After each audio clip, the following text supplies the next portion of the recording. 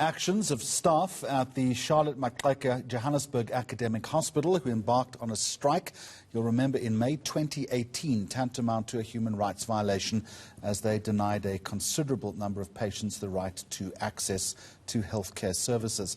It happened a while back, but we have a resolution now. That was the finding of the South African Human Rights Commission. The chairperson is Professor Bongani Majola, who joins me on at lunchtime. Professor, good afternoon to you. In what way, then, was this a human rights violation?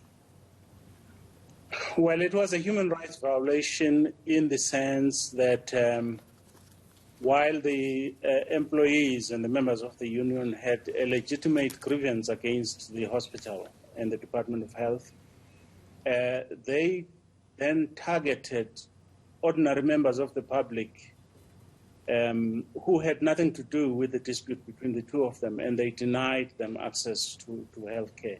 And that is a violation. And you would remember probably that in 1995, the right to life and the right to dignity were declared by the Constitutional Court as the most important of the rights, in that from them then flows all other personal rights, including the right to march and what have you. So they didn't have the right to disrupt the rights of others to enjoy their access to health care. So it is a serious violation. And if, in my recollection, in 2018, there was actually a spate of these protests that disrupted access to health care in the Northwest, for example. It was very bad, and in other provinces. And then also it then happened here in Gauteng. It was wrong. They acted outside the scope of their right to assemble and to protest. Professor Majola, this happened in 2018, and the reason why I think it's important that we're having this discussion today is that this type of thing is still happening in a very incendiary climate that we live in South Africa, where people's rights during protests are still violated. What's the lesson that we need to learn here? And perhaps most importantly, how do we prevent this from happening? You also say in your ruling that it's a systemic failure of communication. Yes, it was a systemic failure of communication. How do we prevent this is actually to insist on accountability. You know, when people break the law, there has to be consequences to that. We shouldn't decide when it suits us to then say, oh, this is absolutely wrong and what have you, and we're going to take action. You know, when 2 days ago something happened of a similar nature done by different people, and we have kept quiet.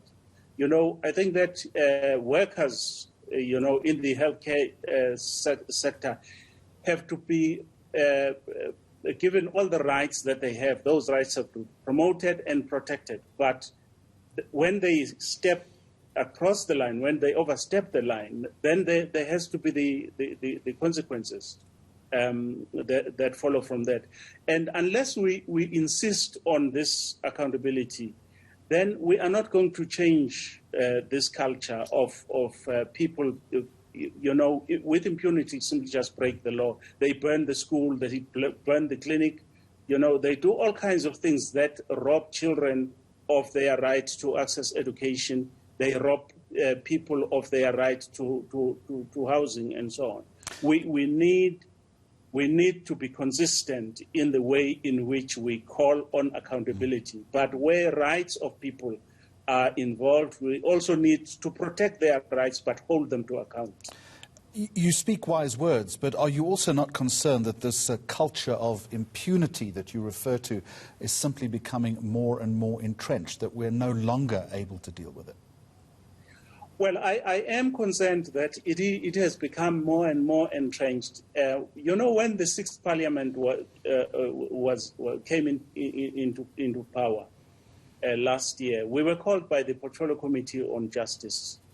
And in my address, the very first before the 6th Parliament, I said we are concerned that the spate or the rate of lawlessness and impunity is increasing and that something needs to be done. And we've been singing that song all along. Section 7.2 of the Constitution, of course, imposes the obligation on the state to make sure, therefore, that this is arrested and it doesn't go forward. We have raised it as required under Section 13 of the South African Human Rights Act with government, and we raised it in writing and orally. It's not fair. So it's not fair. It's not fair just to blame the state, though. Surely. We're not blaming the state. I think that the state has its role with regard to the promotion and protection of human rights. That is stated in the Constitution.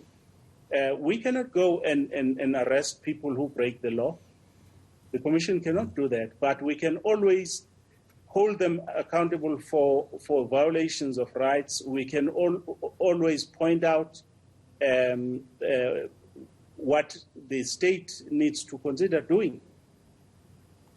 I'm going to thank you for joining us today. It's a concerning situation. Professor Bongani Majola, Chairperson of the South African Human Rights Commission.